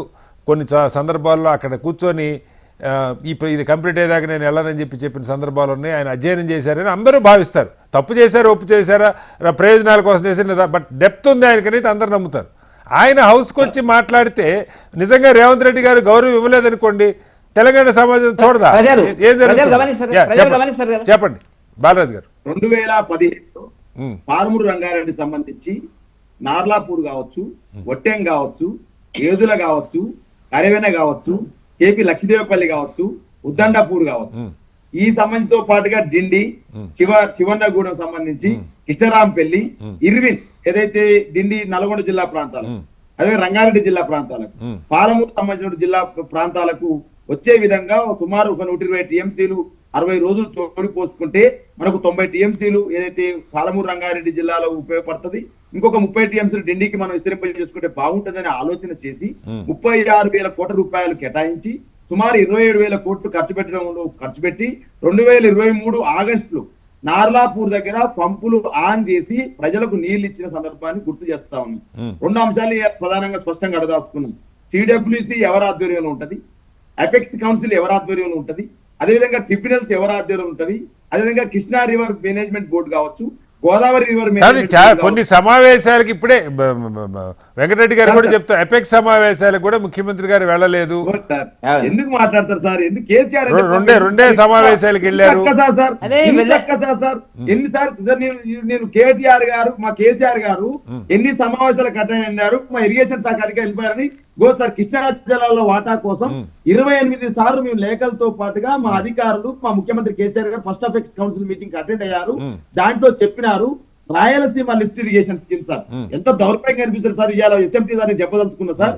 ఏదైతే శ్రీశైలం బ్యాక్ వాటర్ సంబంధించి sir Rayalaseema lift irrigation scheme కావచ్చు, దాన్ని మనం గ్రీన్ ట్రిబ్యునల్ పోయి మేము అడ్డగించాం సార్. రాయలసీమ ద్వారా మాకు అన్యాయం జరుగుతుందని చెప్పేసి. అదేవిధంగా పోతిరెడ్డిపాడు పొక్క సంబంధించి సార్ 2006లో సార్ వైఎస్ రాజశేఖర రెడ్డి గారు సార్ 44,000 క్యూసెక్లు అంటే సార్ 4 టీఎంసీల పైచిలకు నీళ్లను తీసుకుపోయే ప్రయత్నం చేసి దాన్ని పూర్తి చేసిరు సార్. ఎవరు సార్ ఆ పాపం? కాంగ్రెస్ పార్టీ కదా సార్. వెలుగొండ సార్ 3,850 క్యూసెక్లు సార్. మచ్చు మర్రి సార్ మచ్చలో మర్రి సార్ 3,850 క్యూసెక్లు సార్. ఈ విధంగా సార్ చెప్పుకుంటూ పోతే అదే మచ్చుల మర్రి ఏమో 3,000 సార్ 11,500 క్యూసెక్లు సార్. అదే విధంగా వెలుగొండ, అదే విధంగా మీకు HNSS sir అందిరా Nivas Sujala Sravanthi scheme sir 2006లో ప్రారంభించారు సార్.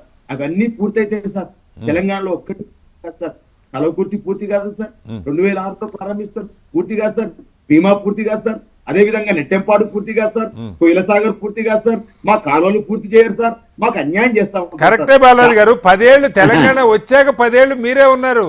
అసలు కృష్ణా ప్రాజెక్ట్ ఏది ముట్టుకోలేదు అని వాళ్ళు మొత్తుకుంటా ఉన్నారు. అది ఎవరు సార్ ఎవరు అంటున్నారు సార్? 2000 సంవత్సరంలో ప్రారంభమైన కోయిలసాగర్ ని 2017లో పూర్తి చేసి 17 ఏళ్లు పెండింగ్ ఉన్నటువంటి ప్రాజెక్ట్ రన్నింగ్ ప్రాజెక్ట్ చేసి 8,000 ఎకరాలకు నీరు అందించినందుకు కేసీఆర్ గారు కసపోయింది సార్. ఎంత అన్యాయం సార్. నెట్టెంపాడు సార్ 1991లో ప్రారంభించారు సార్. పూర్తయింది 2016లో కేసీఆర్ గవర్నమెంట్ లో సార్. 25 ఏళ్లు పెండింగ్ ప్రాజెక్ట్ చేస్తే దాన్ని రన్నింగ్ ప్రాజెక్ట్ చేసి 1,42,000 ఎకరాలకు నీరు ఇచ్చినందుకు కసబు తెలంగాణ. బాలరాజు గారు మీరు అద్భుతంగా మాట్లాడుతున్నారు. మీ నాయకుడు మీకు ఆవేదన ఉండొచ్చు. కేసీఆర్ ఏం చేయలేదు, ఒక ఎకరాకు నీళ్ళు వేయలేదంటే చెప్తున్నా సార్. ఇప్పుడు 1983లో రాజీవ్ బీమా ప్రారంభించారు సార్. 2016లో కేసీఆర్ పూర్తి చేసింది సార్. 33 ఏళ్లు కాంగ్రెస్ చేస్తే సార్ 1,50,000 ఎకరాలకు నీరు ఇచ్చిన కేసీఆర్ కసబైపోయింది సార్. ఏం చేస్తారు సార్? కాదు బాలరాజు గారు, అంటే బయట నాయకులు నేను కేసీఆర్ గారు చేశారో చేయలేదు నేను మాట్లాడలా.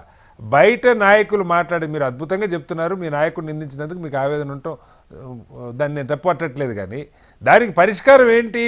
ఇప్పుడు ఇదే బాలరాజు గారు ఇక్కడ నాతో మాట్లాడినట్టు సభలో మీ నాయకులు ఏ రకంగా కేసీఆర్ గారు ఎందుకు కసబయ్యాడు, ఏ ప్రాజెక్టులో ఏం జరిగింది అని పాలమూరు రంగారెడ్డి గురించి మనం దాని గురించి మాట్లాడుతున్నాం. కాబట్టి ఆ చర్చ అక్కడ చేయకుండా మొత్తం సెషన్ బాయ్కాట్ చేసి హౌస్ వాళ్ళకి వదిలేస్తే ఏంటంటే టీఎంసీలు కావాలి. గోదావరి జలాలు ఏదైతే ఆంధ్రప్రదేశ్ ప్రభుత్వం ఆడుకుంటున్నందుకు మాకు 45 టీఎంసీలు ఎక్స్ట్రా వస్తుంది. మైనర్ ఇరిగేషన్ ద్వారా ఒక 45 టీఎంసీలు మీరు అసలు మంచినీళ్ళ తాగునీటికి అని చెప్పి పర్మిషన్లు ఇచ్చారు. 45 టీఎంసీలు చేసుకున్న వాళ్ళేమో గొప్ప మహానుభావులైన ఇరిగేషన్ ఎక్స్పర్ట్స్ అయింది సార్. 90 టీఎంసీలు కావాలన్న కేసీఆర్ కసబై. ఇప్పుడు 90 టీఎంసీలకు ఓకే అయిందా బాలరాజు గారు? 90 టీఎంసీలకు మీ హయాంలో అనుమతులు వచ్చినాయా? సార్ 246 జీవో ఇచ్చింది మేము. 90 టీఎంసీలు కేటాయింపు చేసింది మేము. ఇవాళ 45 టీఎంసీలు ఫస్ట్ అయితే మీరు ఇవ్వండి, ఆ 45 టీఎంసీలు మీరు తర్వాత ఇద్దరని చెప్పేసి ఇవాళ లేఖ రాసిన ఉత్తమ్ కుమార్ రెడ్డి గారు హీరో అయింది సార్. కేసీఆర్ గారేమో ఇవాళ విలన్ అయిపోయింది. మళ్ళీ వస్తాను సార్, మళ్ళీ వస్తాను. ఇంకో అంశం కూడా చెప్తా ఉన్నా సార్. ఇలా బనకచర్ల పేరుతోటి ఏదైతే నల్లమల్ల సాగర్ పేరుతోటి ఇవాళ గోదావరి సంబంధించిన కృష్ణా జలాన్ని దోసుకుంటా ఉంటే పక్క రాష్ట్రం ఎత్తుకపోతా ఉంటే మాట్లాడిన వాళ్ళేమో హీరోలు అయ్యారు సార్. వాళ్ళు కాదు, వాళ్ళ వెర్షన్ కూడా ఇదే సార్. మీరు జోరాల దగ్గర కట్టకపోతే రోజుకి 12 టీఎంసీలు శ్రీశైలం కాదు. బాలరాజు గారు వీళ్ళ సార్ 28 సార్లు కృష్ణా జలాల మీద లేఖలు రాసి అపెక్స్ కౌన్సిల్ లో పాల్గొని సిడబ్ల్యూసీ అధికారులు బాలరాజు గారు వాళ్ళ వెర్షన్ కూడా అదే. మీరు జోరాల దగ్గర కట్టుంటే వచ్చి నీళ్ళు వచ్చినట్టే తోడుకునే వాళ్ళం. శ్రీశైలంకి వచ్చేలోపు 12 టీఎంసీలు రోజుకి ఏపీ తీసుకెళ్లిపోతుంది వాళ్ళ ఆర్గ్యుమెంట్. కొట్టారు గారు 2024 జనవరి 1వ తారీఖు రోజు పాలమూరు రంగారెడ్డి సంబంధించినటువంటి 5,600 కోట్ల టెండర్లు రద్దు చేసింది ఎవరు సార్? ఈ ప్రభుత్వం కాదని అడుగుతా Okay, right. పాలమూరు రంగాన్ని ఎందుకు మీరు Right, sir. మీరు Right, ఏం right. చేయాలనుకుంటున్నారు? ఈ టీవీలో చెప్పండి. బాలరాజు గారు. పేరు చెప్పి చూసినప్పటి మీరు మీ మన గౌరీశంకర్ తత్వం పోయి తీసుకుపోదాం. రైట్ హోటల్ మీరు దగ్గర బాలరాజు గారు పోయేద్దాం. ఒక ప్రశ్న అడిగితే బాలరాజు గారు ఒక ప్రశ్న అడిగితే బాలరాజు గారు ఒక ప్రశ్న అడిగితే చెప్పండి. బాలరాజు గారు ఒక ప్రశ్న అడిగితే చెప్పండి. మీరు కాదు బాలరాజు గారు నేను ఇరిగేషన్ మొత్తానికి బీఆర్ఎస్ సేవలు ఏం జరిగింది నా పాయింట్ కాదు. బాలరాజు గారు ఒకే ఒక ప్రశ్న. బాలరాజు గారు కనీసం దీన్ని ఇంజనీర్లు మాకేం తెలియదు, మా తెలంగాణ ఇంజనీర్లకు ఏం తెలియదు, కానీ వెదురు శ్రీరామ్ గారు బాగా ఎక్స్పర్ట్ అట. కేసీఆర్ తిరుగుతారు కదా, ఆయన సమావేశం ఎక్స్పర్ట్స్ చాలా మంది ఉంటారు సార్. వెదిరి శ్రీరామ్ గారు ఎక్స్పర్ట్ కావచ్చు, ఎస్కే జోషి గారు కావచ్చు, లేకపోతే ఆదిత్యనాథ్ గారు కావచ్చు, ఎవరైనా కావచ్చు. మళ్ళీ వస్తారు ఒకసారి. కాదు బాలరాజు గారు ఒకటే ప్రశ్న. బాలరాజు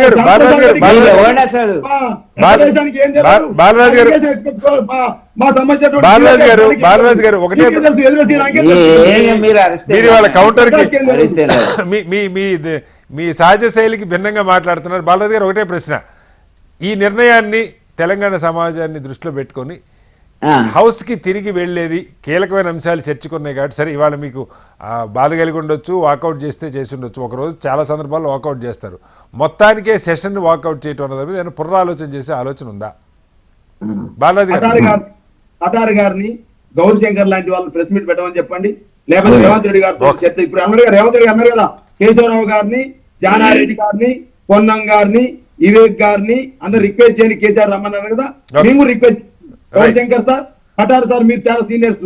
అదేవిధంగా మన జయప్రకాష్ నారాయణ గారు లాంటి వాళ్ళు వెళ్ళి రేవంత్ రెడ్డి రిక్వెస్ట్ చేయండి. పీపీటీ ప్లాంటేషన్ ఏమైతుంది వాళ్ళకు ఇస్తే చెప్తారు, మీ తప్ప వాళ్ళ తప్ప తేలుస్తుంది అని చెప్పేసి చేయండి సార్, దయచేసి.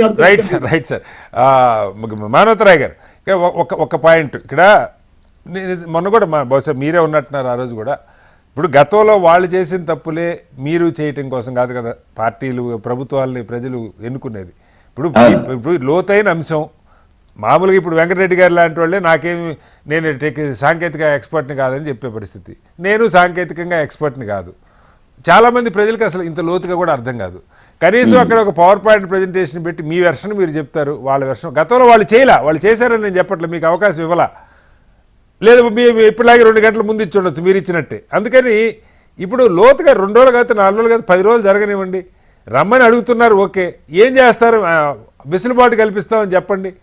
ఇది లేకుండా మీ వెర్షన్ మీరు, వాళ్ళ వెర్షన్ వాళ్ళు చెప్పుకుంటే ఉపయోగం ఏంటి? వాళ్ళకి అసలు ఇష్టం లేదండి అసెంబ్లీకి రావటం. అసెంబ్లీకి వస్తే మొత్తం బయటపడుతుంది కదా. కాబట్టి నేను ఏమంటానంటే ఇప్పుడు 10 ఏళ్ళు అధికారం ఇచ్చినప్పుడు అసలు తెలంగాణ వచ్చిందే నీళ్ల కోసం. ఫస్ట్ ప్రాథమికంగా తెలంగాణ మొదటి సూత్రం ఏంటంటే నీళ్లే మనకి. నీళ్లు, నియామకాలు, నిధులు. ఆ నీళ్ళనే 10 ఏళ్ళు ఉండి నీళ్ళని తేలేకపోయిండు. కృష్ణా జలాల్లో 0.2 టీఎంసీ మనం తెచ్చుకున్నది కేసీఆర్ గారి పాలనలో. ఇప్పుడు తీసుకునేది మనం రోజుకి 13 టీఎంసీలు వాళ్ళు తీసుకుపోతున్నారు. ఇంకో చిన్న అంశం ఏంటంటే ఇవాళ జగన్మోహన్ రెడ్డి గారు, కేసీఆర్ గారు సఖ్యతతోనే ఉన్నారు. ఇద్దరు ప్రగతి భవన్ లో, ఆనాడు ప్రగతి భవన్ లో చక్కగా బిర్యానీలు తాగారు, మంచిగా ఉన్నది. కానీ మరి ఎందుకు సహకరించుకోలేదు? ఈ కేసీఆర్ గారికి ఏమైందంటే రెండోసారి గెలిచేసరికి వారికి ప్రధానమంత్రి పీఠం మీద కన్నుబడింది. వాస్తవంగా వెంకరెడ్డి గారు అన్నట్టు ప్రధానమంత్రి పీఠం కోసం, ఆయన ప్రధానమంత్రి కావడం కోసం కృష్ణా జలాల్ని ఆంధ్ర వాళ్లకు తాకట్టు పెట్టారు. ఉదాసీనంగా వ్యవహరించిండు. గుర్తుపెట్టుకోండి. ఎందుకనంటే రాయలసీమ లిఫ్ట్ ఇరిగేషన్ ప్రాజెక్టును 203 జీవో తీసి శ్రీశైలం నుంచి 3 టీఎంసీలు రోజు తరలించకపోతా అని జీవో తీస్తే ఎప్పుడు మే 5వ తారీఖు 2020 జీవో తీస్తే ఏదో నామమాత్రంగా లేఖ రాసిండు కేసీఆర్ గారు జల సంఘానికి కేంద్ర 2020 మే 5న వాళ్ళు జీవో తీశారు. ఆగస్టు 5వ తారీఖున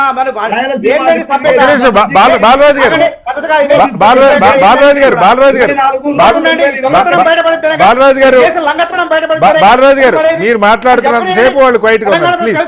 ప్లీజ్ బాలరాజు గారు ప్లీజ్.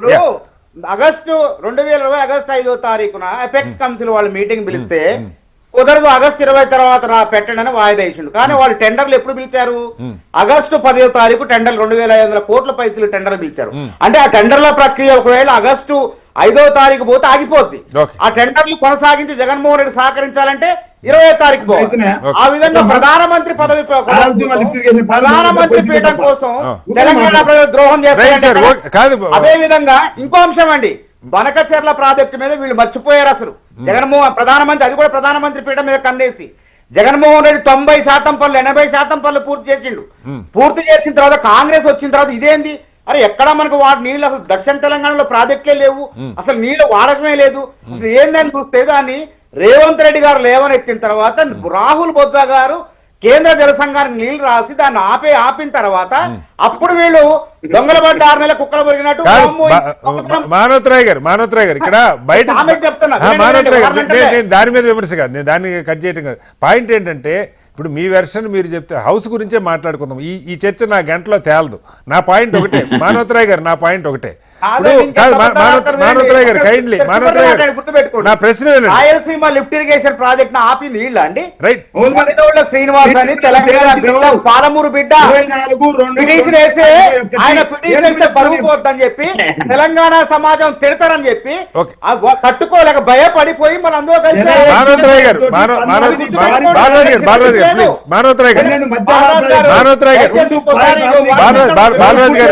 బాలరాజ్ అసెంబ్లీలో డిస్టర్బ్ చేస్తారు, అసెంబ్లీకి రారు. మానవతరాయ్ గారు మిమ్మల్ని వాదించండి దమ్ముంటే సమయం అడ్డుపడినా మీది కాదు. రైట్ మానవతరాయ్ గారు చూస్తున్నారు, మిమ్మల్ని అడుగుతున్నా మానవతరాయ్ గారు. ఇప్పుడు ఇదే పద్ధతిలో హౌస్లో ఇప్పుడు బయట మీ వెర్షన్ మీది, వాళ్ళ వెర్షన్ వాది. హౌస్కి సంబంధించి ఇప్పుడు గతంలో వాళ్ళు వాయిదా తీర్మానాలు ఇస్తే ఒక్కటి కూడా మీరు ఇచ్చినప్పుడు వాళ్ళు చేయలేదు. 99% గాలికి పోయినాయి వాయిదా తీర్మానాలు. ఇప్పుడు వాళ్ళు రైట్ చేస్తున్న పాయింట్లు పవర్ పాయింట్ ప్రజెంటేషన్కి అవకాశం, ఏదైనా కీలకమైన అంశాల మీద వాయిదా తీర్మానం ఇస్తే 4లో 1 దాన్ని కన్సిడర్ చేయాలి.